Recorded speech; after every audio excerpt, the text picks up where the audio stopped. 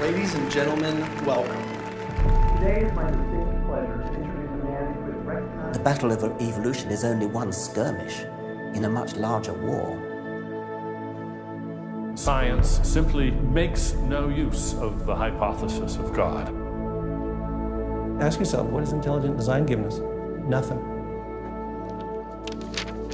We cannot accept intelligent design as an alternative scientific theory. They will never accept that we have a better argument. They just pester us and they waste our time.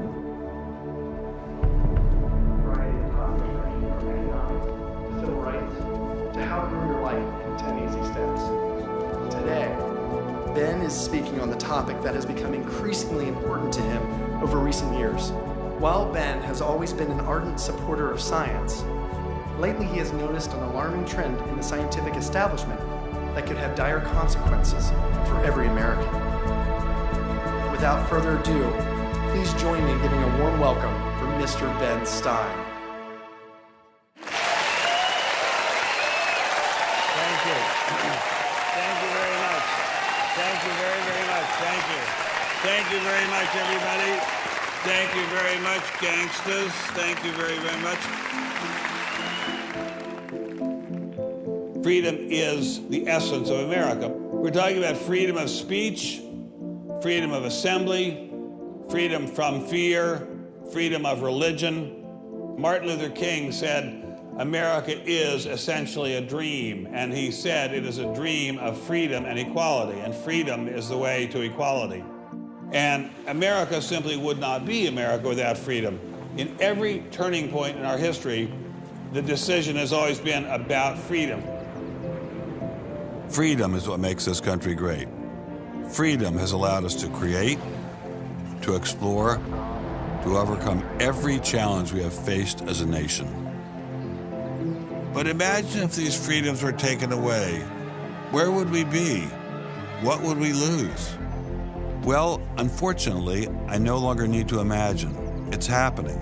We are losing our freedom in one of the most important sectors of society, science. I have always assumed that scientists were free to ask any question, to pursue any line of inquiry without fear of reprisal. But recently, I've been alarmed to discover that this is not the case. It all began when I met evolutionary biologist Richard Sternberg in Washington, D.C. His life was nearly ruined when he strayed from the party line while serving as editor of a scientific journal affiliated with the prestigious Smithsonian Museum of Natural History. Your office was over there? That's correct. This here is the West Wing. Directly ahead of us is the West Wing of the Natural History Museum. So now you're not there anymore because you're a bad boy. No, I'm not. No, I was exiled. You're a bad boy. You questioned the powers that be. What was Dr. Sternberg's crime? He dared to publish an article by Dr. Stephen Meyer, one of the leading lights of the intelligent design movement. The paper ignited a firestorm of controversy merely because it suggested intelligent design might be able to explain how life began. As a result, Dr. Sternberg lost his office, his political and religious beliefs were investigated, and he was pressured to resign. The questioning of Darwinism was a bridge too far for many. The mentioning of intelligent design that occurs at the end of the paper was over the top. And I think the intelligent design proponents have raised a number of very important questions. And you wanted to get those questions brought up and discussed. Placed on the table. Placed on the table. People were so upset about it. They were so upset that you could see they had a physical, emotional reaction. Wow. They were saying that Stephen C. Meyer is a well-known Christian, that Stephen C. Meyer is an intelligent design proponent, that Stephen C. Meyer is a Republican. It was all couched in terms of religion, politics, and sociology. The way the chair of the department put it is that I was viewed as an intellectual terrorist. Terrorist? Because of giving the topic of intelligent design some modicum of credibility. What happened to Dr. Sternberg was terrible, but surely it was just an isolated case. I was still pretty skeptical, so naturally I checked in with the head of the Skeptics Society, Michael Shermer. So I can't prove there is no God or Yahweh in your case, any more than I can prove there is no Isis, Zeus, Apollo, Brahma, Ganesha, Mithras, Allah, or for that matter, the flying spaghetti monster. And think about just one thing. Why would the aliens look like this? Well, these are bipedal. Who drew that? Skepticism, it's not a position you take. It's just an approach to claims. This one is called the borderlands of science, where sense meets nonsense. Is intelligent design nonsense? Well, it's unproven. So in that sense, it's nonsense. So I would put it in the sort of shaded areas between good, solid science and total nonsense. You know, it's sort of 3/4 of the way toward the nonsense side. But you think, nevertheless, people should be allowed to speak about it and publish papers about it? They are free to write and publish and be heard in public forums and go to conferences just like everybody else does. Well, what if a person published something, say at the Smithsonian, in favor of intelligent design and then lost his job over it? And it had been peer-reviewed, and published, and then he lost his job over it anyway. What would happen? What do you think about that situation? I think that particular situation, there was something else going on. What was going on? I don't know. I mean, I don't know, because I don't know, but I think there had to be something. People don't get fired over something like that. You roll up your sleeves, you get to work, you do the research, you get your grants, you get your data, you publish, and you work your butt off, and that's how you get your theories taught. Well, but wait a minute. What if you try and roll up your sleeves and go to work and work your butt off, and they say, well, we're going to fire you if you even mention the word intelligent design? I don't think that's happening. Where is that happening? George Mason University. Throughout its 50-year history, our mission has remained clear: to prepare a diverse population of students to think and to grow in a climate of unbridled academic freedom. After Dr. Caroline Crocker simply mentioned intelligent design in her cell biology class at George Mason University, her promising academic career came to an abrupt end. My supervisor invited me into his office. He said, "I'm going to have to discipline you for teaching creationism." And I said, I mentioned intelligent design on a couple of slides, but I did not teach creationism. He said, "Nonetheless, you have to be disciplined." At the end of the semester, I lost my job. Not only did this well-loved professor lose her job at George Mason, she suddenly found herself blacklisted, unable to find a job anywhere. So whenever I interviewed for a job, I would be offered it, usually on the spot.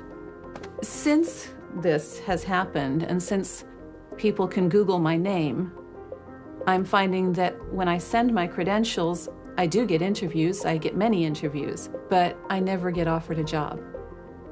I don't tell them about my science sin. I was only trying to teach what the university stands for, which is academic freedom. There's nothing to be learned in neurosurgery by assuming an accidental origin for the parts of the brain that we work on. It wasn't just biologists who were feeling the Darwinist wrath. When neurosurgeon Michael Egnor wrote an essay to high school students saying doctors didn't need to study evolution in order to practice medicine, the Darwinists were quick to try and exterminate this new threat. A lot of people on a lot of blogs called me unprintable names that were printed. There are a lot of very, very nasty comments. Other people suggested that people call the university I work at and suggested perhaps it's time for me to retire. I realized when I kind of went public with my doubts about the adequacy of Darwin's theory that I would encounter criticism. What has amazed me is the viciousness and the sort of baseness of it. I'm an old guy, I have tenure, I'm academically safe, but the young people and what is happening to them in America right now because of this scientism gulag is really terrible. Apparently, Professor Marks was not as safe as he thought. A few months after this interview, Baylor University shut down his research website and forced him to return grant money once they discovered a link between his work and intelligent design. In order to attract grants, you have to market yourself. So you put up sites and call yourself labs and groups and things like that in order to get visibility. And in my entire experience in academia, I never went to any superior and asked them any permission to put up any of these labs. So the fact that this was singled out, let alone shut down, is jaw-dropping. It's astonishing. I have never been treated like this in my about 30 years in academia. Shut up, you freak! I say shut up! It's a madhouse! If you peel back the onion, I think that there is no doubt that the center of this is my work in what some would call intelligent design. People really get emotional about this. Whenever you say intelligent design in a room of academics, them's fighting words. Creationists. Astronomer Guillermo Gonzalez found himself in a fierce shootout with Iowa State University following the publication of his book, arguing that the universe is intelligently designed. Despite a stellar research record that has led to the discovery of several planets, his application for tenure was denied, putting his career in jeopardy. I worried about my tenure a little bit in 2005 when the petition was being circulated because I viewed that as a strategy of Hector Avalos and his associates to try to poison the atmosphere on campus against me because he knew I wasn't tenured yet and I was very vulnerable. I have little doubt that I would have tenure now if I hadn't done any professional work on intelligent design. Dr. Gonzalez had this advice for scientists who might be thinking about following his example. If they value their careers, they should keep quiet about their intelligent design views. We know there are times and places to be quiet, and other times and places when we can make noise if we want to. Will you show us? Of course. Boys and girls, how would you like to show some of the ways we know of being quiet? It's the kind of thing where you just learn to keep your mouth shut. In addition to those scientists who were willing to appear on camera, we encountered many more who didn't dare show their face for fear of losing their jobs. You use an intelligent design perspective to get the research done, but you're not allowed to talk about it in public. And so there is definitely incentive, if you think about it, for people to remain within the mainstream. You know, what's he up to? What is he thinking? Is he one of them? That kind of thing. If I write intelligent design, they hear creationism. They hear religious right. They hear theocracy. So it appears Mr. Shermer, the self-styled skeptic, was wrong on this one. Intelligent design was being suppressed in a systematic and ruthless fashion. But maybe intelligent design should be suppressed. I didn't like what was happening to these scientists, but on the other hand, we don't want our kids being taught that the Earth is flat or that the Holocaust never happened. It was time to ask the scientific establishment what was so bad about intelligent design. Intelligent design people are not genuine scientists. Intelligent design is a racket. It's just propaganda. The only intelligent thing about it is to have got people to call it that. It's really very stupid as well. Everybody knows science education in America is appalling.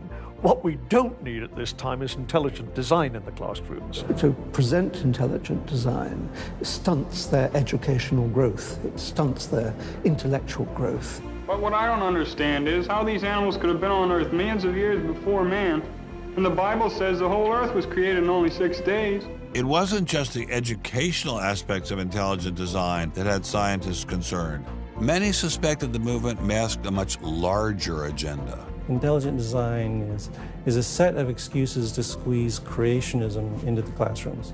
Get intelligent design in the schools today, and we can have school prayers tomorrow.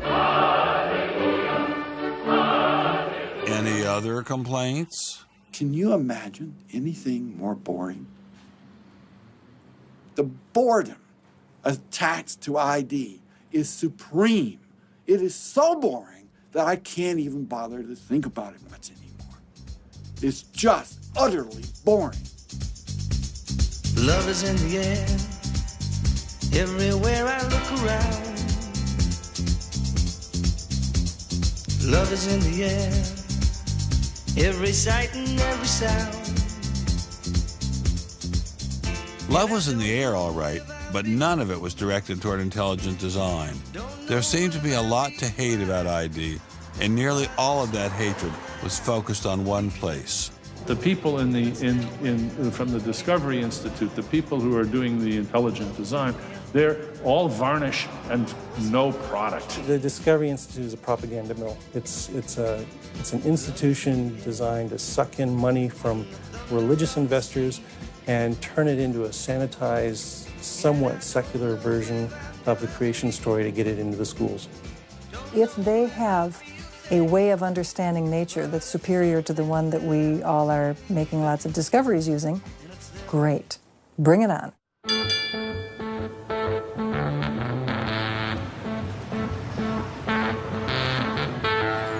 We are really, really lost.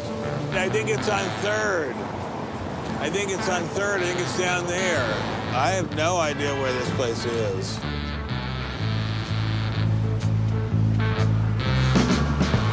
I guess I just keep walking. Do you have any idea where the Discovery Institute is? Have you ever heard of that? Never heard of it. Okay, thank you. How are you, sir? I'm good. Yourself? Good. Do you have any idea where the Discovery Institute is? Discovery Institute, not a clue. Discovery Institute. Thank you. It's very kind of you to offer. Welcome to Seattle. Thank you, sir. It's got to be this whole building. Yes, where is the Discovery Institute, please? Discovery Institute on the 8th floor, suite 808. Okay, very good. Aha! Success at last. Aha! We found you. Are you Bruce Chapman? I am. How are you? I'm Ben Stein. Well, very kind of you to have me here. Well, I'm delighted to meet you. Can I look around and see your office? Absolutely. Do you just have this floor, or do you have several other floors as well? No, this is it. This is it? You've made an awful lot of trouble for being in such a small office. I thought it was going to be like the Pentagon. We're like the little boy that said the emperor has no clothes. And he didn't have a big organization either. When you go around and raise funds, your people are not saying to you, by the way, we're going to get all these scientists out of the classroom and put Christ back in the classroom. Well, I don't know that Christ has ever been in the science classroom. This is not a religious argument. This is something that people, we have fellows who are Jewish or agnostic or various other things. There are people, there are Muslim scientists. There are people of all kinds of backgrounds who agree that Darwin's theory has failed. And so why would you bring religion into it? You don't need religion. This is a red herring, Ben. People who don't have an argument are reduced to throwing sand in your eyes. Well, if the Discovery Institute could get its wish about this subject, what would your wish be? Well, on this subject, as on others, we'd like people to be able to have a robust dialogue and even a debate where the evidence, the best evidence, in this case, the best scientific evidence is made available to people. Well, surely no one questions there should be a debate. Oh, yes, they do. They do? They say the debate has been settled. Well, that the issue's when settled. was the debate settled? Ben, I'd like you to talk to the scientists. You don't want to get your science from me. Mr. Chapman claimed ID had nothing to do with religion. So why was my first stop Biola University, formerly known as the Bible Institute of Los Angeles? Your own personal Jesus. Someone to hear your prayers, someone who cares. Footnote in the history of science, the Your inference that own Stonehenge was caused by intelligence. personal These inferences are Jesus. remarkably stable in terms of all the knowledge. Someone to hear your prayers, someone who's there.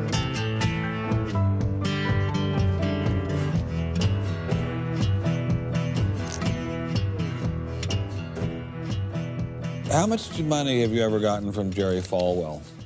$0. How about Pat Robertson? 0. Are you a minister? No. Are you a priest? No. Pastor? No. Youth pastor? Oh, I did teach Sunday school once. Has this all been resolved? I mean, aren't we all Darwinists now? Except for a few cranks like you? Well, it's a funny thing that questions that aren't properly answered don't go away. This question is loaded with all kinds of political baggage, but one-on-one at a scientific meeting after the third or fourth beer, my experience has been that many evolutionary biologists will say, yeah, this theory's got a lot of problems. So you're meaning to tell me that there really is a debate among scientists about whether or not evolution occurred?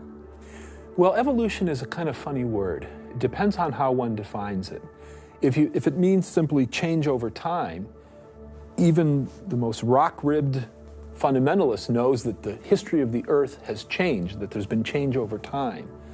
If you define evolution precisely, though, to mean the common descent of all life on Earth from a single ancestor via undirected mutation and natural selection, that's textbook definition of neo-Darwinism, biologists of the first rank have real questions. But the modern theory of intelligent design is just microwaved creationism. I don't think that's the case. Creationism, properly understood, begins with the Bible and says, how can I fit the Bible into the data of science? Intelligent design doesn't do that. Intelligent design is the study of patterns in nature that are best explained as a result of intelligence. So intelligent designers believe that God is the designer? Not necessarily. Intelligent design is a minimal commitment scientifically to the possibility of detecting intelligent causation. Dr. Nelson didn't sound like a crazy person, but I still suspected ID was nothing but reheated creationism. My next stop didn't seem like it was going to alleviate those fears. I didn't crawl out of the ocean, I didn't come from no monkey. Science tends to forget evolution's just a theory. They present it in the textbooks and on animal TV. Like it's fact, but tell me, were you there 12 million BC? Evolution is from an intelligent design perspective, is perfectly acceptable if the sense is that how did the design get implemented? The issue is there real design there, and are these material mechanisms like natural selection, are these adequate to account for everything we see in biology? And our argument is no, it's not. But Darwin produced all this evidence from his travels and his studies at the Galapagos that evolution explained things. If you look at the history of science, people often have a good idea and then they decide just to run with it. And they say, we're going to apply this everywhere. And so Darwin takes his idea of natural selection and says, I'm going to explain all of life with it. I mean, physics used to be Newtonian physics. Newton was physics. And then we got to look to Einstein, general relativity. It's not, Newton isn't enough. Well, I think likewise what we're finding with Darwin is that he had some valid insights, but it's not the whole picture. Okay, Darwinism may not be the complete picture, but what made these guys think they had the missing pieces? I put this question to Dr. Stephen Meyer, author of the paper that originally got Dr. Sternberg in so much trouble. It's hard to believe that this little town is the headquarters of giant Microsoft, which enabled Mr. Gates to begin fantastically rich. Maybe that's what Steve Meyer's doing. Maybe this is somehow going to make him fantastically rich. We'll pin him down like a butterfly on a butterfly board. A butterfly on a killing board. Coffee shop straight ahead. Newton is buried in the geniuses corner at Westminster Abbey, right? That's correct, yeah. Darwin is also buried in Westminster Abbey. Right, and so is Darwin. Right near each other, right? And you're here in Redmond in a little building without a sign, right? And you're obviously an incredibly smart guy, but how dare you challenge someone who's buried in the geniuses corner next to Newton at Westminster Abbey? Well, it may seem a little cheeky, but it's what scientists are supposed to do. When I was in Cambridge, one of my supervisors often advised us to beware the sound of one hand clapping, which was a way of saying if there's an argument on one side, there's bound to be an argument on the other. And what I found in studying the structure of the argument in The Origin of Species is that for every evidence-based argument for one of Darwin's two key propositions, there is an evidence-based counter-argument. Well, but is it a debate? I mean, there's just you and a couple of other guys in a dinky little office downtown, say on one side, and there's the faculties of all the great universities of the world on the other side. Speaking with a great uniform and authoritative voice. Right. Yeah. Well, in any case, the debate really isn't going to be settled by numbers. It's going to be settled by the evidence and the arguments. While I was still in Bill Gates country, Dr. Meyer recommended I check in with molecular biologist Jonathan Wells. What kind of names do they call you? Creationist. What do you say back to them when they say you're a creationist? Well, I usually don't get the opportunity. What's at stake for you personally here? First of all, I love science. I think the way Darwinism corrupts the evidence, distorts the evidence, is bad for science. Well, the other scientists would tell you to just shut up if you love science, okay? Because you're sort of being a bomb thrower into science. I am upsetting the apple cart, and I think it deserves to be upset in this case. Why? Because the evidence is being distorted to prop up a theory that I think doesn't fit it.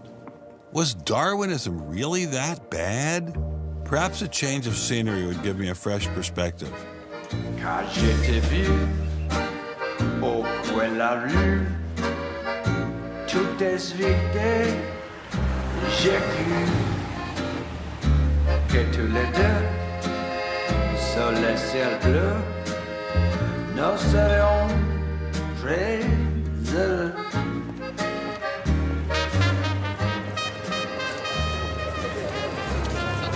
Mr. Berlinski, I assume? Mr. Stein. How are you, sir? So where are you from originally? I was born in New York. Yes. Spent 31 years in Manhattan. Yes. And I spent a lot of time in California, too. And tell me all the various universities where you studied or taught. No, I was at Princeton, then I had a professorship at Stanford, and then I left Stanford, and I taught at Rutgers. I left Rutgers, and I taught at the City College in New York. I left the City College of New York. I taught at the Baruch College. I taught at San Jose. What did you teach at Baruch College? Anything they wanted. Come on in. Thank you, monsieur. What an old building. Wow. It's the oldest in Paris. You're kidding. Merci, monsieur. Ah, je vous en prie, monsieur. Merci. Wow, this is fabulous. Let's put it this way. Before you can ask, is Darwinian theory correct or not, you have to ask the preliminary question, is it clear enough so that it could be correct? That's a very different question. One of my prevailing doctrines about Darwinian theory is, man, that thing is just a mess. It's like looking into a room full of smoke. Nothing in the theory is precisely, clearly, carefully defined or delineated. It lacks all of the rigor one expects from mathematical physics, and mathematical physics lacks all of the rigor one expects from mathematics. So we're talking about a gradual descent down the level of intelligibility until we reach evolutionary biology. We don't even know what a species is, for heaven's sakes. So his theory is smoke, but elegant smoke. There's a certain elegance to it, but you know, I think Einstein had the appropriate remark. He preferred to leave elegance to his tailor. A room full of smoke?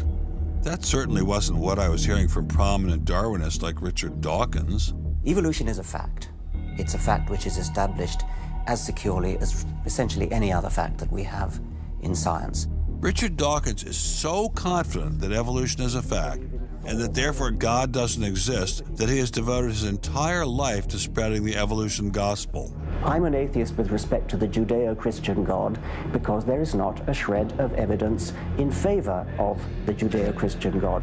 It is completely right to say that since the evidence for evolution is so absolutely, totally overwhelming, nobody who looks at it could possibly doubt that if they were sane and not stupid.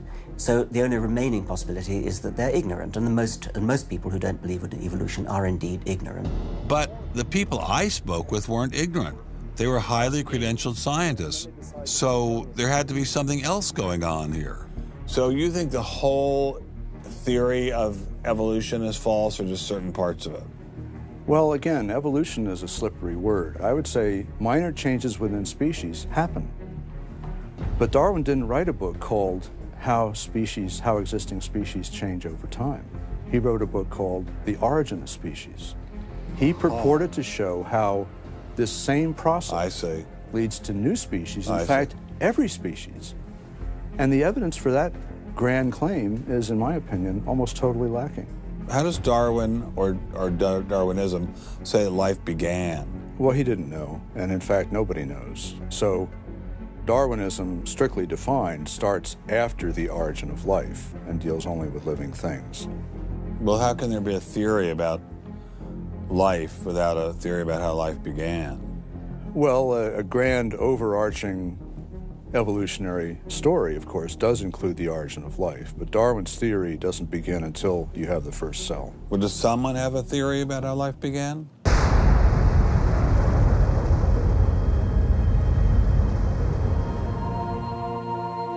This is the story of a small planet in space called Earth. For a typical Darwinian explanation of how life originated, Dr. Wells directed me toward this documentary. The chemical elements essential for life, hydrogen, oxygen, carbon, and nitrogen, were now in place. What was needed was a way of combining them. Perhaps the energy came from lightning. Whatever it was. Excuse me? Whatever it was, energy managed to arrange these chemical ingredients in just the right way. Whatever it was? I was hoping for something a little more scientific. The most popular idea has been that life emerged spontaneously from primordial soup. In 1953, Stanley Miller mixed water, methane, ammonia, and hydrogen to simulate the early Earth's atmosphere. Then he ran electricity through it in an attempt to jumpstart life. It's alive! It's alive! It didn't work. While the initial results seemed promising, 50 years later, most serious scientists have abandoned this approach in favor of alternate theories. Prominent Darwinist Michael Roos attempted to explain one of them to me. He wasn't kidding. How did we get from an inorganic world to the world of the cell? Well, one popular theory is that it might have started off on the backs of crystals. My crystal ball. Molecules piggybacked on the back of crystals forming, and that this led to more and more complex. But of course, the nice thing about crystals is every now and then you get mistakes, mutations, and that this opens the way for natural selection. But at one point there was not a living thing, and then there was a living thing. How did that happen? Well, that's just I've just told you. And I don't see any reason why you shouldn't go from very simple to more and more complex to more and more complex. I don't either, but I don't know how you get from mud to a living cell. That's my question. Yes, well, I've told you. I think it was on the back of crystals. On the backs of crystals. Oh, the backs of crystals is at least one hypothesis, yes. So that's your theory, and you think that is more likely and less far-fetched than intelligent design? I think it is. I wouldn't put Ben Stein's money on Dr. Roos's joyriding crystals, but it did make me wonder, what were the chances of life arising on its own? It's been speculated that probably there would have to be a minimum of about 250 proteins to provide a minimal life function. If that's really true, then I think it's almost inconceivable that life could have happened in some simple step-by-step way. Okay, so the simplest form of life requires at least 250 proteins to function. What's so difficult about that? Welcome to the Casino of Life. Who wants to spin for a chance to win? Oh, sure. I'll give it a shot. What do I win? Take a look at this. Huh? How about the world's first single-cell organism? This perfectly aligned string of proteins could be yours. Now, take a spin.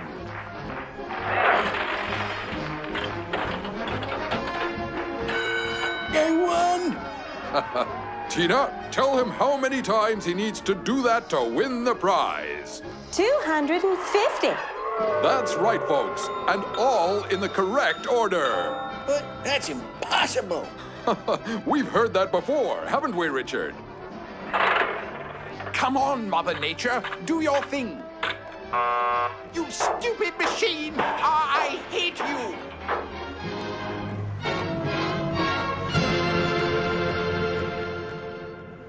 We're talking about something that's staggeringly improbable, roughly 1 in a trillion. Let all of life choose a million, a trillion. The number is essentially zero. Something has to skew nature to choose the ones that work. So, in the game of life, it looks as if the house always wins. Luckily, some serious scientific minds have figured out a way to beat the odds. Directed panspermia. When faced with the overwhelming problem of the origin of life, Nobel Prize winner Francis Crick proposed this theory, that life was seeded on Earth, which basically means aliens did it. Crystals? Aliens? I thought we were talking about science, not science fiction. We don't know what caused life to arise. Did it arise by a purely undirected process? Or did it arise by some kind of intelligent guidance or design? And the rules of science are being applied to actually foreclose one of the two possible answers to that very fundamental and basic and important question. So the rules of science say we will consider any possibility except one that is guided. Exactly. No matter how life began, on the backs of crystals or in the test tube of some intelligent designer, everyone agrees it started with a single cell. But what is a cell? Let me ask you a question. Yeah. Darwin wrote The Origin of Species in 1859, published it in 1859. He had an idea of the cell as being quite simple, correct? Yeah, everybody did. Okay. If he thought of the cell as being a Buick, what is the cell now in terms of its complexity by comparison? A galaxy. If Darwin thought a cell was, say, a mud hut, what do we now know that a cell is? More complicated than a Saturn V. So what is in a cell as far as we know now? A world that Darwin never could have imagined. I needed someone who could give me a glimpse into this world. So we went to molecular biologist Doug Axe. Think of a cell as being a nanofactory, a factory where, on a very small scale, digital instructions are being used to make the components of the factory. Here we have the famous DNA double helix. You can see the two helical strands that are intertwined and wind around each other on the outside of the molecule. This is the material that stores all of our genetic information. In higher life forms, this will be the equivalent of something like a gigabyte of information stored in the molecules that form the individual chromosomes, all packed within the nucleus, which is a tiny fraction of the entire cell size. So what does DNA do? Well, the information in DNA ends up providing the information for sequencing the amino acids to make protein. We have information in a one-dimensional form that provides the information for a three-dimensional form.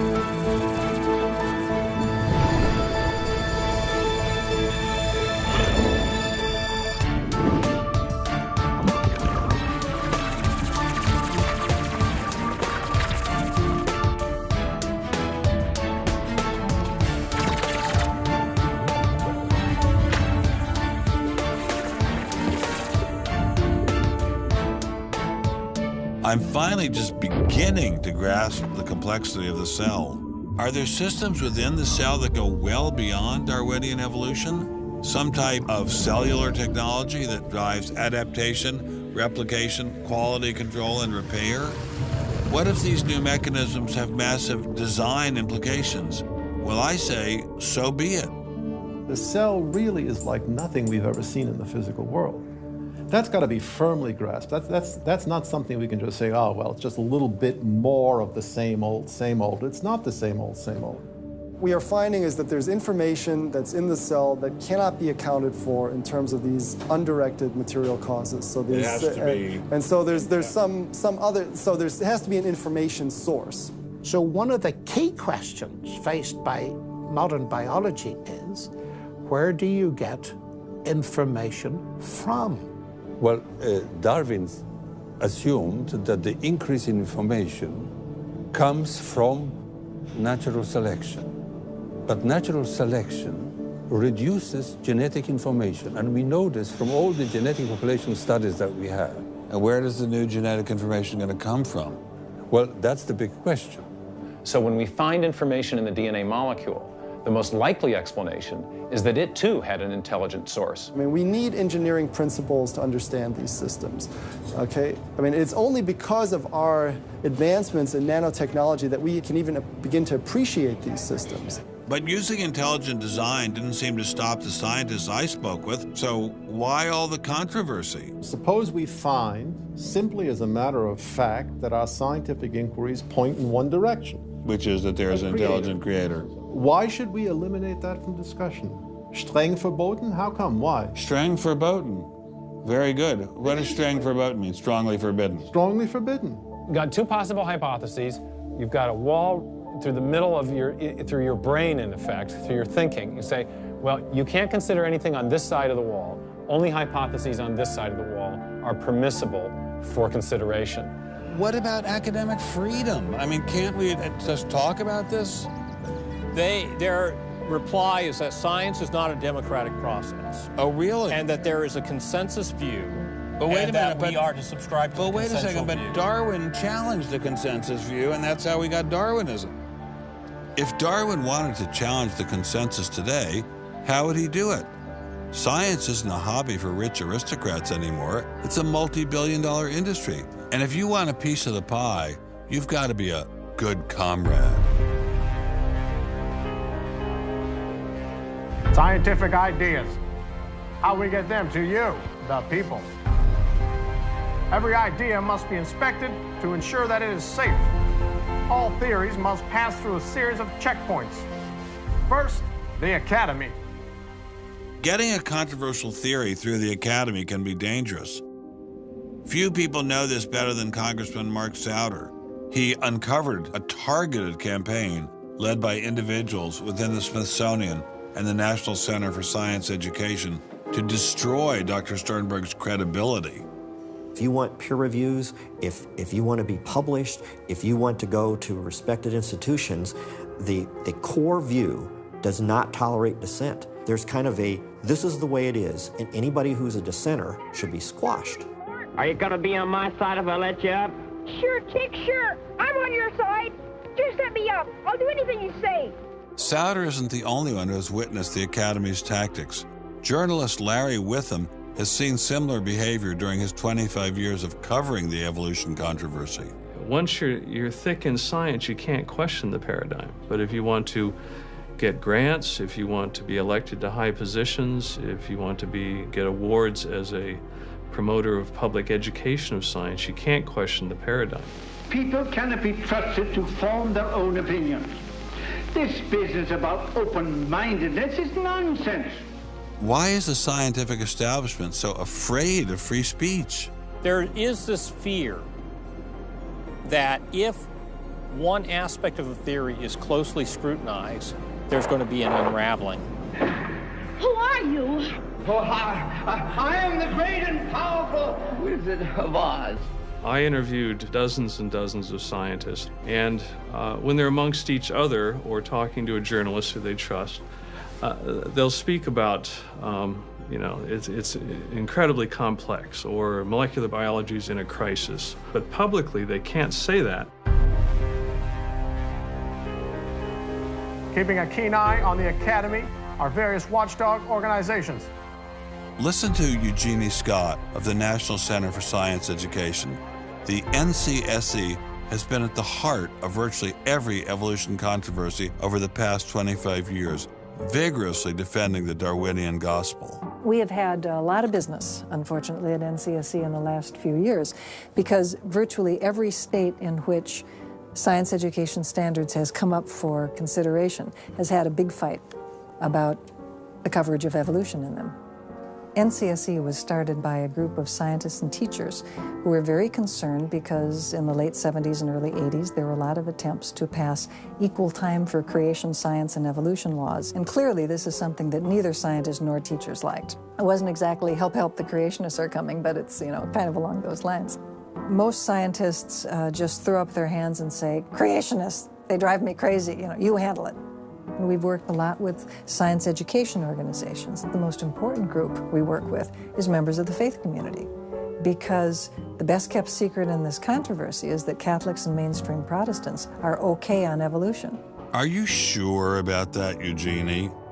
Liberal Christians have been fighting with conservative Christians for so long that they'll side with anybody against the fundamentalists. And Eugenie Scott says, well, welcome over. There's a kind of science defense lobby, or an evolution defense lobby in particular. They are mostly atheists, but they are desperately wanting to be friendly to mainstream, sensible religious people. And the way you do that is to tell them that there's no incompatibility between science and religion. But is there really an incompatibility? Can't we believe in God and Darwin?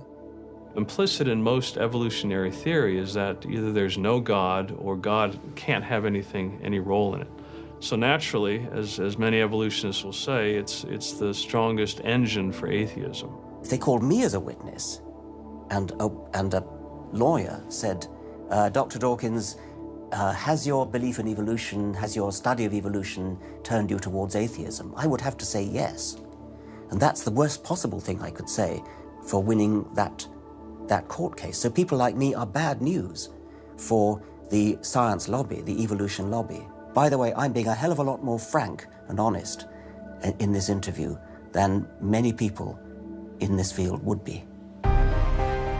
Working hard to keep ideas in check are our friends in the media. Morning, paper.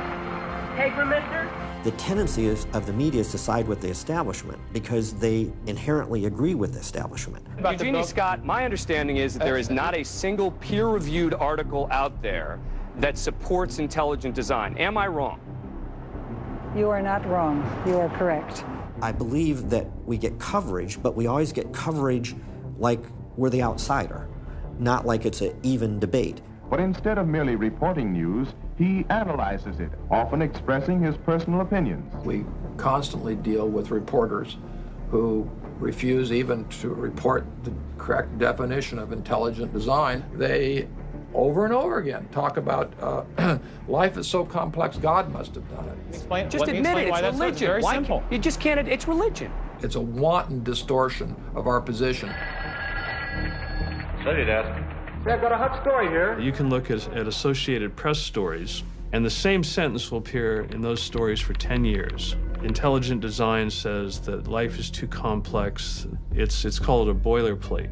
And the reporter never reports anymore or gets any new ways to say it, so the public understanding never advances. But what happens if a reporter decides to take a more balanced approach to intelligent design? There might be remarkable pressure on that reporter not to side against the evolutionists. I thought I told you to kill that story. Few reporters have learned this better than author and journalist Pamela Winnick. When she refused to take sides in an article she wrote about intelligent design, the Darwinists found a new favorite target. Number one, I wasn't Christian, I was Jewish. Number two, I wasn't religious. Number three, I was not taking a position in favor of creationism. I was writing about intelligent design, and it didn't matter After I wrote that one piece, everything I wrote on the subject was scrutinized. There were hate letters coming into the newspaper. If you give any credence to it whatsoever, which means just writing about it, you are just finished as a journalist. Other journalists we spoke with told similar stories, but didn't dare appear on camera. And now, the presses are ready to roll. When all other checkpoints fail, there is always the courts.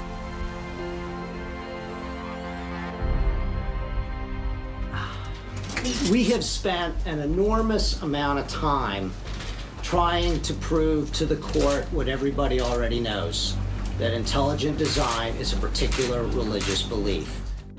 But I thought scientific questions were settled by the evidence, not by taking people to court and suing them. How do other countries deal with such disputes?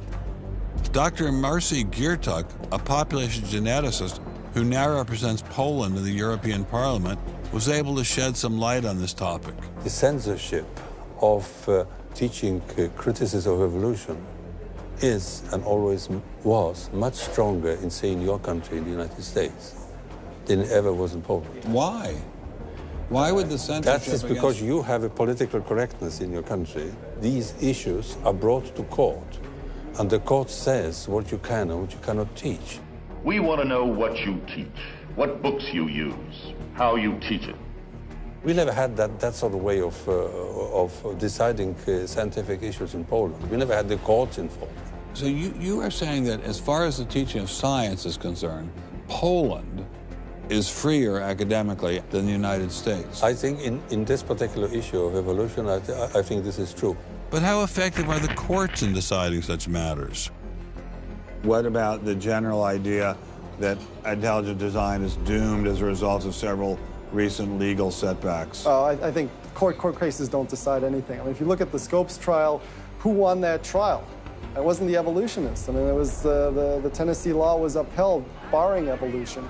And yet, in the popular imagination, Scopes is the hero. Inherit the Wind, that movie, which is really bogus history based on the Scopes trial, has carried the day. These issues go much deeper than any decision by a judge. The evolution debate does seem to run much deeper than the courts, much deeper even than science.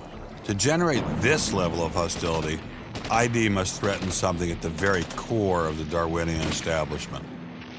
The entire globe is today the site of a momentous conflict. It is the challenge of ideas.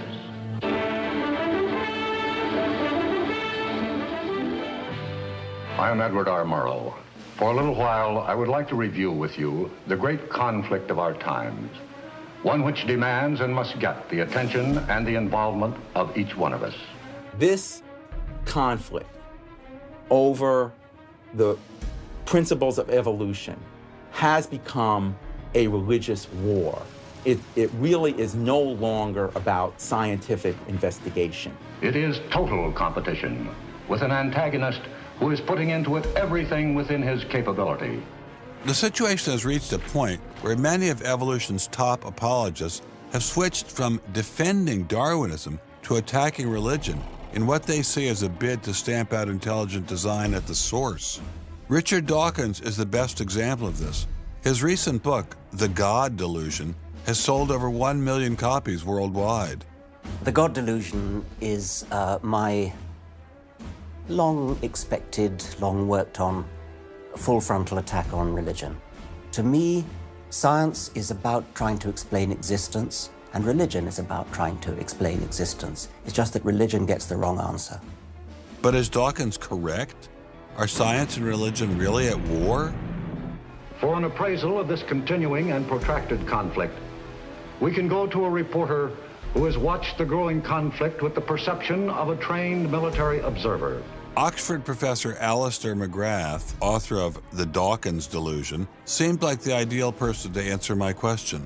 Richard Dawkins has a charming and very, I think, interesting view of the relationship between science and religion. They're at war with each other, and in the end, one's got to win, and it's going to be science. It's a very naive view. It's based on a complete historical misrepresentation of the way science and religion have interacted. Dawkins seems to think that a scientific description is an anti-religious argument. Describing how something happens scientifically somehow explains it away. It doesn't. But the questions of purpose, intentionality, the question why, still remain there on the table. And I think it was just a catastrophic mistake to have someone like Dawkins address himself to profound issues of theology, the existence of God, the nature of life. He hasn't committed himself to disciplined study in any relevant area of inquiry. He's a crummy philosopher. He doesn't have the rudimentary skills to meticulously assess his own arguments. Genius guy, though. Very smart guy. A little bit of a reptile, but a very smart guy. The opposing point of view in this conflict rests on a fundamentally different vision of man. If you have two distinguished scientists, and in fact you can range many more on each side, as you know, saying exactly opposite things, that's telling me that the conflict is not between science and belief in God. Otherwise, you'd expect all scientists to be atheists. But it's a worldview conflict. It's between scientists who have different worldviews. You've got two competing explanations of the evidence. One says design, one says undirected processes. Both of them have larger philosophical or religious or anti-religious implications. So you can't say that one of those two theories is scientific and the other is unscientific simply because they have implications. Both have implications. People who tell you, for example, that science tells you all you need to know about the world, or that science tells you that religion is all wrong, or science tells you there is no God, those people aren't telling you scientific things. They are saying metaphysical things, and they have to defend their positions for metaphysical reasons. What is being presented to the public is, first comes the science, and then comes the worldview. I would want to argue that that may not be the case, that it may actually be the other way around, that the worldview comes first and is influencing the interpretation of science. My deep regret is some people are so deeply entrenched in their own worldviews that they will simply not countenance alternatives. I'm actually a person of the left. And not even a particularly religious person. I think of myself as a kind of humanist. And I think it's sending a very bad message to religious people who are interested in science, that in some sense, in order to do science credibly, they have to leave their religious beliefs at the door. The founders of early modern science, Sir Isaac Newton, Robert Boyle, Johannes Kepler, Galileo, most of these early scientists all not only believed in God, but they thought their belief in God actually made it easier to do science. You can be religiously motivated and you can do good science. And they have more often gone together than not gone together. Admitting our biases is the best way towards rational discussion, which I would welcome. Rational debate is a nice thought, but it's nearly impossible in the current climate. I'd seen the chilling effect that this unquestioning devotion to Darwinism has had on science, but were there other consequences? No gods, no life after death, no ultimate foundation for ethics, no ultimate meaning in life, and no human free will are all deeply connected to an evolutionary perspective. You're here today and you're gone tomorrow, and that's all there is to it. Dr. Will Provine, professor of the history of biology at Cornell University, gave us another disturbing glimpse into where Darwinism can lead. Oh, I was a Christian, but I never heard anything about evolution because it was illegal to teach it in Tennessee. Dr. Provine's first biology professor changed all that. He started talking about evolution as if it had no design in it whatsoever. And I came up to him and I said, "You've left out the most important part." And he said, "If you feel the same way at the end of one quarter, I want you to stand up in front of the students in this class and tell them this deep lack in evolution." And I read that book so carefully, and I could find no sign of there being any design whatsoever in evolution. And I immediately began to doubt the existence of a deity. But it starts by giving up an active deity, then it gives up the hope that there's any life after death. When you give those two up, the rest of it follows fairly easily. You give up the hope that there's an immanent morality. And finally, there's no human free will. If you believe in evolution, you can't hope for there being any free will. There's no hope whatsoever of there being any deep meaning in human life. We live, we die, and we're gone. We're absolutely gone when we die. Dr. Provine is no stranger to the prospect of death. Nearly a decade ago, he was diagnosed with a large brain tumor. Let's suppose my tumor comes back, as it almost certainly will. Well, I'm not going to sit around like my older brother did last year, and he was dying of ALS, Lou Gehrig's disease. He wanted desperately to die, but we couldn't help him die. I don't want to die like that. I'm going to shoot myself in the head long before then. I'm going to do something different. I hope these are empty words for my friend, Dr. Provine, because shortly after this interview was recorded, he learned his brain tumor had returned. I don't feel one bit bad about holding the views that I do. There's not anything in the views I hold that makes me, oh, I wish I had free will, or, oh, I wish there were a God. I don't ever wish that. Dr. Provine's deconversion story was typical amongst the Darwinists we interviewed. Biologist P.Z. Myers, who runs the pro-Darwin, anti-religion blog Pharyngula, says science eroded his faith as well. I never hated religion. I found religion quite comfortable, and I liked the people in it. What led to the atheism was learning more about science, learning more about the natural world, and seeing these horrible conflicts with religion. And it was then, when I discovered evolution, when I discovered Darwinism, that I realized there's this magnificently elegant, stunningly elegant explanation, which I didn't quite understand to begin with. When I did understand it, then that finally killed off my remaining religious faith. After hearing these stories, I was not surprised to discover that most evolutionary biologists share Professor Dawkins' views. It appears Darwinism does lead to atheism, despite what Eugenie Scott would have us believe. And if you separate out the ethical message from religion, what have you got left? You got a bunch of fairy tales, right? I think that God is about as unlikely as fairies, angels, hobgoblins, etc. Religion, I mean, it's just fantasy, basically. It's completely empty of any explanatory content. And it's evil as well. Half the people in this country think that drugs is what you have to regulate to make us safer, and half the people think guns, that's what you got to regulate to make us safer. But I always think if you're going to regulate one thing that has the most potential to cause death and destruction, religion. You got to start with religion, and Religion is an idea that gives some people comfort, and we don't want to take it away from them. It's like knitting. People like to knit. You know, we're not going to take their knitting needles away. We're not going to take away their churches. But what we have to do is get it to a place where religion is treated at the level it should be treated. That is something fun that people get together and do on the weekend and really doesn't affect their life as much as it has been so far. So, what would the world look like if Dr. Myers got his wish? Greater science literacy, which is going to lead to the erosion of religion. And then we'll get this nice positive feedback mechanism going, where as religion slowly fades away, we get more and more science to replace it. And that will displace more and more religion, which will allow more and more science in. And we'll eventually get to that point where religion has taken that appropriate place as a side dish rather than the main course. But will eradicating religion really lead to a modern utopia? Let me try to imagine that. And let's let history be our guide.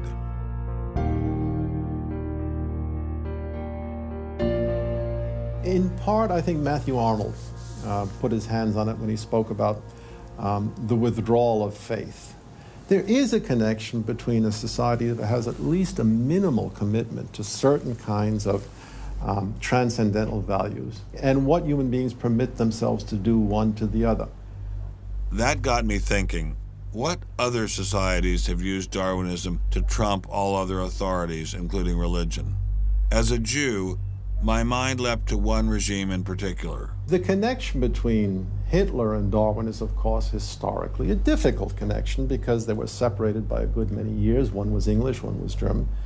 Nonetheless, if you open Mein Kampf and read it, especially if you can read it in German, the correspondence between Darwinian ideas and Nazi ideas just leaps from the page. Of course, you have to add every historical caution. Not everyone who read Darwin became a Nazi. Obviously not. No one is making that case. Darwinism is not a sufficient condition for a phenomenon like Nazism, but I think it's certainly a necessary one. This was a connection I had to explore personally.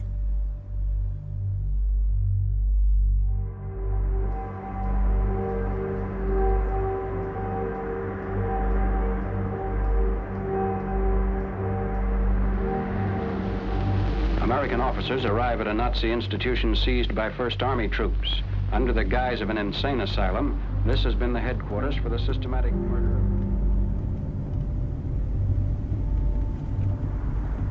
So what is this place? During Second World War, 15,000 people were killed here. Why were they killed? They were killed because they were people with handicaps. Why kill them? What's the point of killing them? People who were not able to work, people who were not able to live by themselves, that they were useless eaters. Useless eaters. And life unworthy of living. This idea grew up in the 20s. So long before National Socialism, biologists, anthropologists, they thought that maybe mankind could, or the government could interfere into the growth of the population. I see. And they had the utopia that they would have a society without illness and without handicap. Alles Lebensschwache geht in der Natur unfehlbar zugrunde. Wir Menschen haben gegen dieses Gesetz der natürlichen Auslese in den letzten Jahrzehnten furchtbar gesündigt. Wir haben unwertes Leben nicht nur erhalten, wir haben ihm auch Vermehrung gewährt. Die Nachkommen dieser Kranken sahen so aus, die tiefer stehen als jedes Tier. So this was a Darwinian concept? Yes.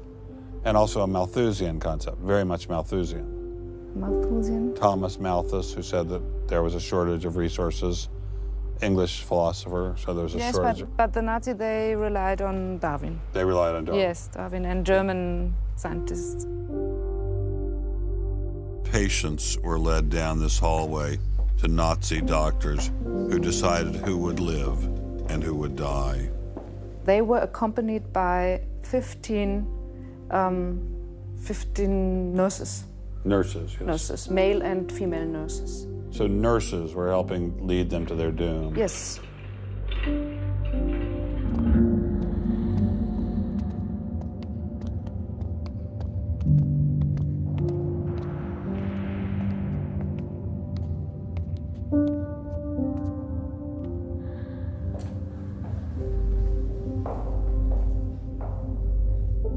So were the prisoners told they were taking a shower? Yes, they were taking a shower, and here was 1 or 2 showers. So how many people were brought into this room? 60 to 70.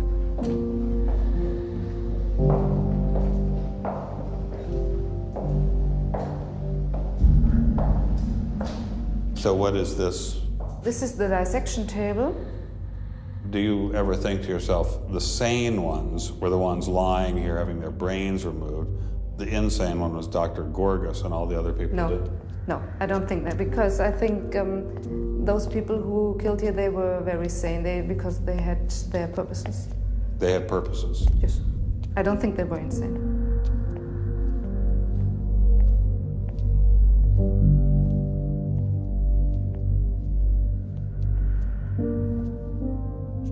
They had 2 crematory ovens. I see. And they killed about 70 people. A day? So a day, so they had... That's barely enough time. And they only killed from Monday to Friday.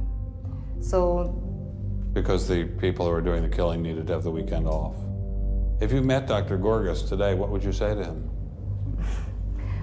I don't know. I don't think that it's my role to tell him something. It's difficult to describe how it felt to walk through such a haunting place. to know that these cold stone and tile walls were the last things the victims of Hadamar ever saw. I wanted to explore this connection further, so I met with the author of From Darwin to Hitler, Dr. Richard Weikart. Hitler and many of the physicians that carried out this program were very fanatical Darwinists, and particularly wanted to apply Darwinism to society. Was wir uns unter der deutschen Jugend der Zukunft wünschen, ist etwas anderes, als was die Vergangenheit sich gewünscht hat. Wir müssen einen neuen Menschen, auf das unser Volk nicht an den typischen Degenerationserscheinungen dieser neuen Zeit zugrunde geht.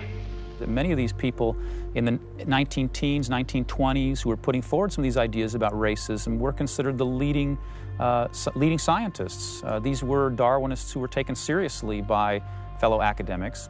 It's not to say that all academics believed it. These leading academics, were there any of them who were Americans? There were plenty of Americans who were saying similar kinds of things. Not only were Americans saying such things, they were pioneers in this fledgling science known as eugenics. They thought they could help evolution along by sterilizing the so-called feeble-minded and prohibiting them from getting married. Physicians who are aware of the history of 20th century American medicine harbor some bad feelings towards Darwinists because of eugenics. And the eugenics, which was an attempt to breed human beings, it was the darkest chapter of American medicine ever. There were 50,000 people involuntarily sterilized because they were deemed unfit to breed, basically. Eugenics isn't just history. The spirit of the movement lives on today. Margaret Sanger was the head of Planned Parenthood. She was very fanatical in her promotion of eugenics. In fact, Planned Parenthood was all about birth control for the impoverished and lower classes to try to help improve the species.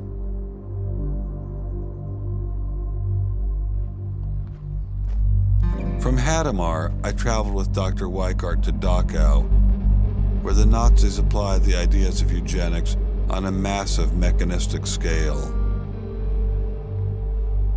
When it was a fully functioning concentration camp, and what was the purpose of it? I mean, part of it was to repress political enemies. What was the rest of the purpose? Well, beyond the repression of the political enemies, which was its purpose at the very beginning, then later on it transformed into repressing racial enemies. And sometimes those categories overlapped because sometimes they thought that these people were political enemies because they were inferior biologically. The war itself was part of the Darwinian struggle for existence for Hitler. And he saw the extermination of the Jews as one of those fronts to this warfare going on as this Darwinian struggle for existence. Would you say that Hitler was insane? No, I wouldn't say he was insane. I think he had imbibed some very, very wrong ideas. And in fact, I think he took the logic of them in certain ways that brought him to take very radical solutions for them.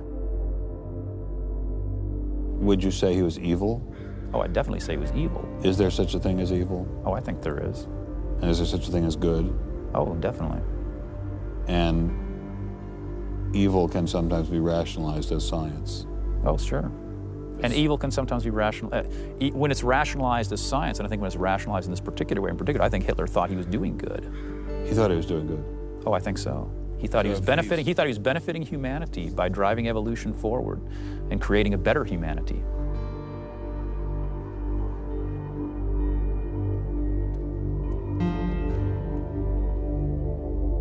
Before leaving Dachau, I stopped by the memorial commemorating the thousands of Jews who were killed there in excruciating conditions. I know that Darwinism does not automatically equate to Nazism.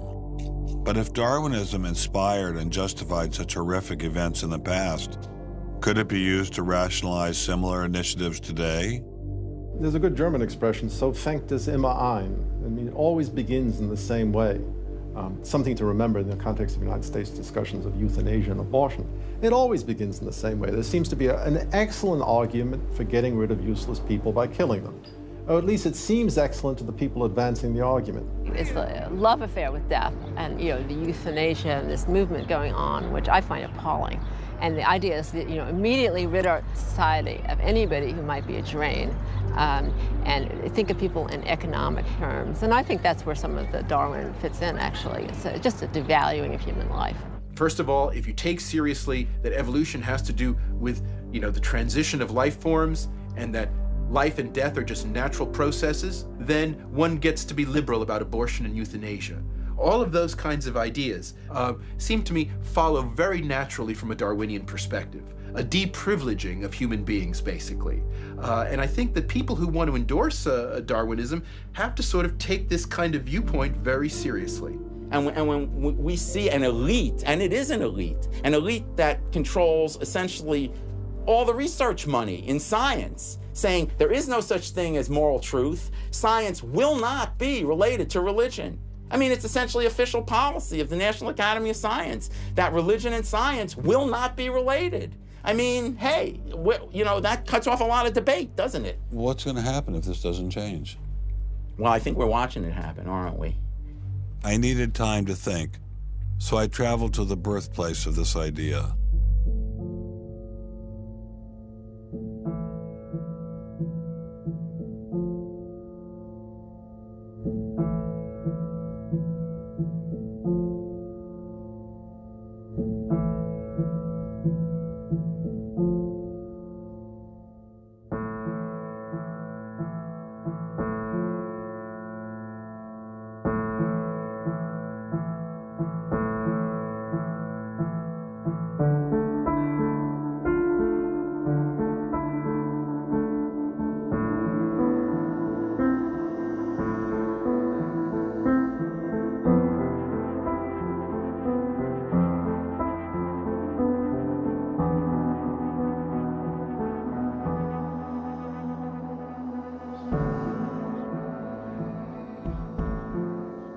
With savages, the weak in body or mind are soon eliminated.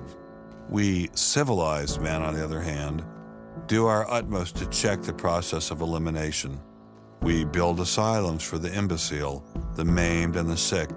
Thus, the weak members of civilized societies propagate their kind. No one who has attended to the breeding of domestic animals will doubt that this must be highly injurious to the race of man.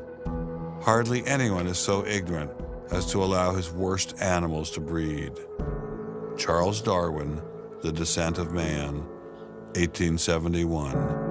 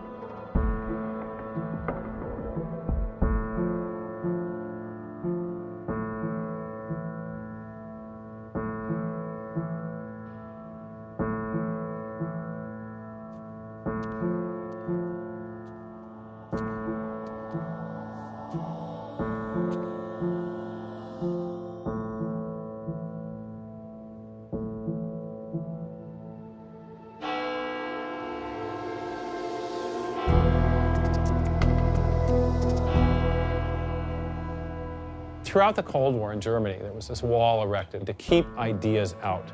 It was erected by people who held an ideology that were afraid of a competition from other ideas that would come into their society. And what we're seeing happening in science today is very much like that. But I think that's just a strategy for protecting a failing ideology from competition. America didn't become the great nation that it is by suppressing ideas. It progressed by allowing freedom of speech and freedom of inquiry. Thomas Jefferson got it right when he wrote, "We hold these truths to be self-evident, that all men are created equal, that they are endowed by their Creator with certain unalienable rights, that among these are life, liberty, and the pursuit of happiness." Hundreds of thousands of Americans have given their lives to protect these values, but now they're under threat once again. It wasn't just scientists who were being expelled. It was freedom itself, the very foundation of the American dream, the very foundation of America. If we allowed freedom to be expelled in science, where would it end? The Darwinian establishment is so massive and so entrenched, it appears impenetrable. I couldn't bring it down myself, but I could at least confront those who had expelled the scientists I'd met. What would you say if you had Eugenie Scott sitting next to you? What would you say to her? I would ask her, by what authority does she and those like her presume to declare what is and is not science? You know, he's sort of made himself martyr of the day. They've gotten a lot of mileage out of, poor Rick Sternberg. And we got lip service from the leadership of the Smithsonian, but I didn't feel they ever followed through. We went into the Smithsonian looking for answers, but we ran into the same stone wall as Congressman Souter. We're not authorized to do this, Mr. Scott. Come down to the office with me,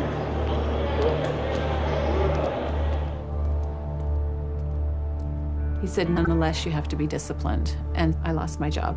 We did get an interview with a spokesman from George Mason, but it was impossible to knock him off his script. Her contract was not renewed. It was simply not renewing her contract, which she's satisfied. Her contract was not renewed, had nothing to do with the controversy of that topic of intelligent design. I have never been treated like this in my about 30 years in academia. We received a similar reception at Baylor University. They refused to admit that what had happened to Dr. Marks had anything to do with ID. Certainly the conversations I've had, this has not, the intelligent design situation has not been the thrust of the conversation. I mean, it's a procedural issue, and that's the way we dealt with it. Funny, that's not how Dean Kelly put things in his original email to Dr. Marks.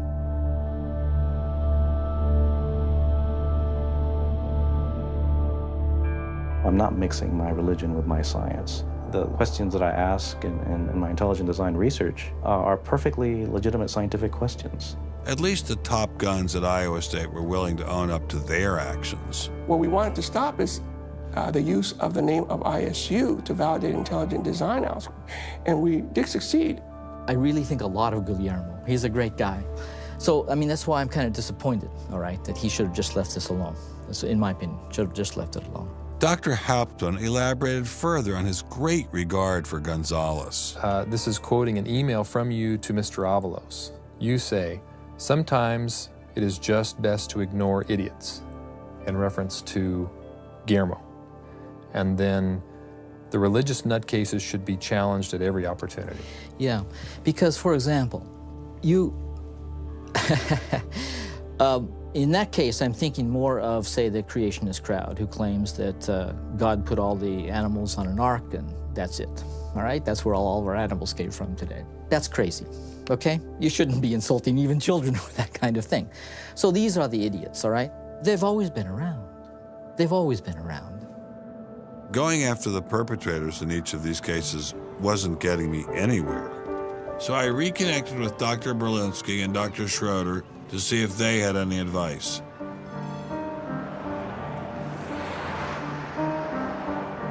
There's a boundary to what science will accept right now.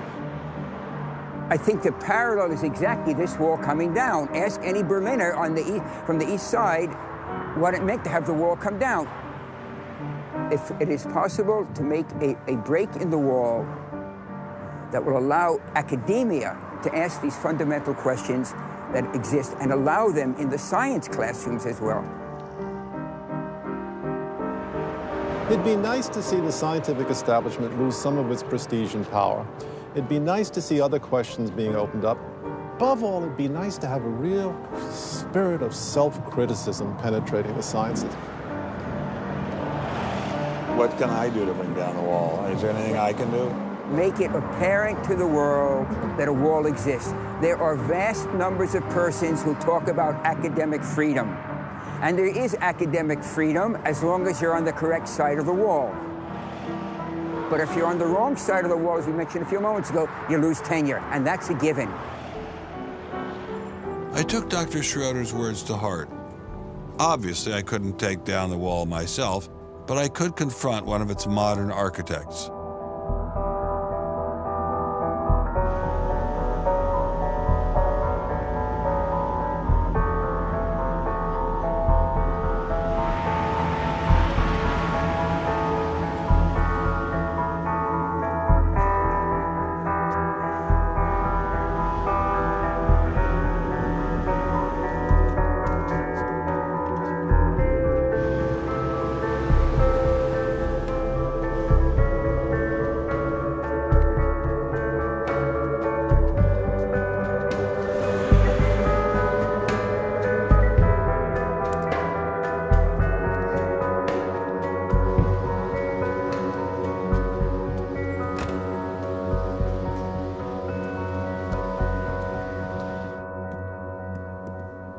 Hello, Professor Dawkins. How are you?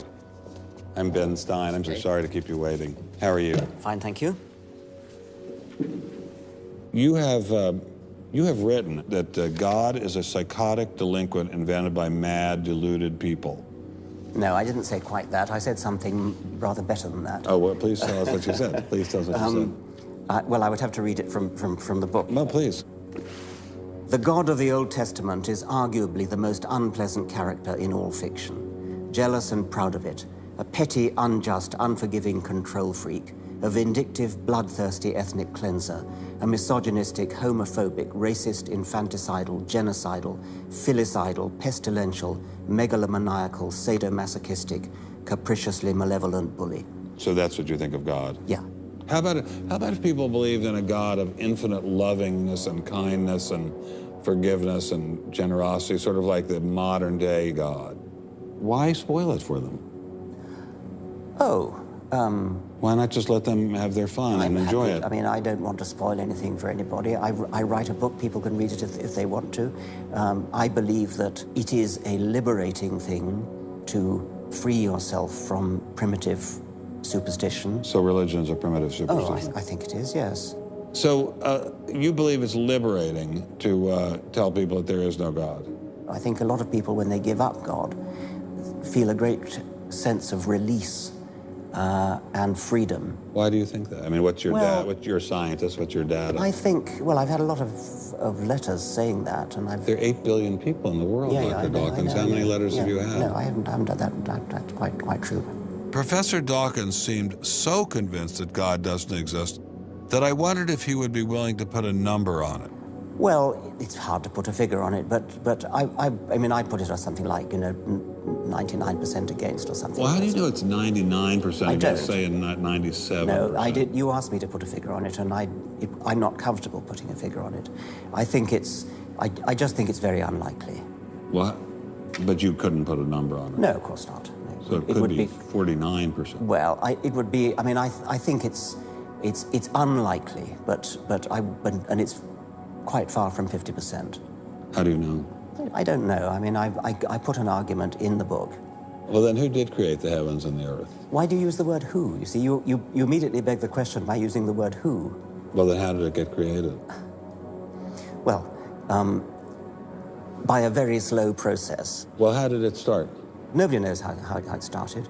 We know the kind of event that it must have been. We know the sort of event that must have happened for the origin of life. And what was that? It was the origin of the first self-replicating molecule. Right, how did that happen? I told you we don't know. So you have no idea how it started? Nor has anybody. Nor has anyone else. What do you think is the possibility that intelligent design might turn out to be the answer to some issues in genetics or in evolution? It could come about in the following way. It could be that at some earlier time, somewhere in the universe, a civilization evolved by probably some kind of Darwinian means to a very, very high level of technology and designed a form of life that they seeded onto, perhaps this planet. Now, that is a possibility and an intriguing possibility. And I suppose it's possible that you might find evidence for that if you look at the details of biochemistry, molecular biology. You might find a signature of some sort of designer. Wait a second. Richard Dawkins thought intelligent design might be a legitimate pursuit? And that designer could well be a higher intelligence from elsewhere in the universe. Well, but that higher intelligence would itself have had to have come about by some explicable or ultimately explicable process. It couldn't have just jumped into existence spontaneously. That's the point. So Professor Dawkins was not against intelligent design, just certain types of designers, such as God. So the Hebrew God, the God of the Old Testament, he doesn't exist in your view? Certainly. I mean, that would be a very unpleasant prospect. And the Holy Trinity of the New Testament, nothing like that. Do you believe in any of the Hindu gods? Like Vishnu? How can you ask such a question? You don't, right? How could I? I mean, why would I, given that I don't believe in any others? You don't believe in the Muslim God? No. I mean, why do you even need to ask? Well, I just wanted to be sure. So you don't believe in any God anywhere? Any God anywhere would be completely incompatible with anything that I've said. I assume. Yeah. I just wanted to make sure you don't believe in any God anywhere.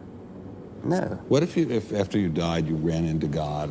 He said, "What have you been doing, Richard? I mean, what have you been doing? I've been trying to be nice to you. I gave you a multi-million-dollar paycheck over and over again with your book, and look what you did." Bertrand Russell had that point put to him, and he said something like, "Sir, why did you take such pains to hide yourself?" But if the intelligent design people are right, God isn't hidden. We may even be able to encounter God through science, if we have the freedom to go there. What could be more intriguing than that?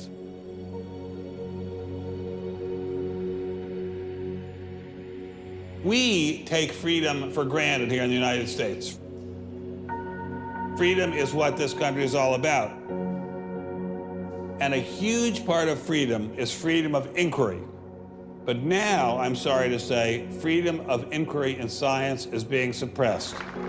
Behind me stands a wall that encircles the free sectors of this city, part of a vast system of barriers. There are people out there who want to keep science in a little box where it can't possibly touch a higher power, cannot possibly touch God. Those barriers cut across Germany in a gash of barbed wire, concrete, dog runs, and guard towers. If you believe in God, and you believe that there is an intrinsic order in the universe, and you believe that it's the role of science to try to pursue and understand better that order, you will be ostracized. I'm frightened by this, but I'm not going to let it stop me from investigating and from speaking. The wall cannot withstand freedom. What I'm asking for is the freedom to follow the evidence wherever it leads. My hope is that there'll be enough independent thinking scientists who don't like to be told what to think. People on both sides of the argument being prepared to talk and listen. And above all, a willingness to keep these dialogues open. It might allow a lot of very good scientists to be scientists who aren't being allowed to be scientists right now. I don't care what they end up as being. I don't care if they end up being religious, a young earth creationist. If they have thought their way through the issues and get there, I'm all for them. And why do I think we're going to win in this struggle? Because truth crushed to earth will rise again. To find out what's true has a value all of its own. If it has additional good consequences, so be it. Because no lie can live forever. And I believe that science gives us one perspective on the world, and our religious insight gives us another perspective on the world. And by putting the two together, they will see more deeply and more truly. And if we will stand up for freedom, freedom is the victor. And if we all do that, we will overcome.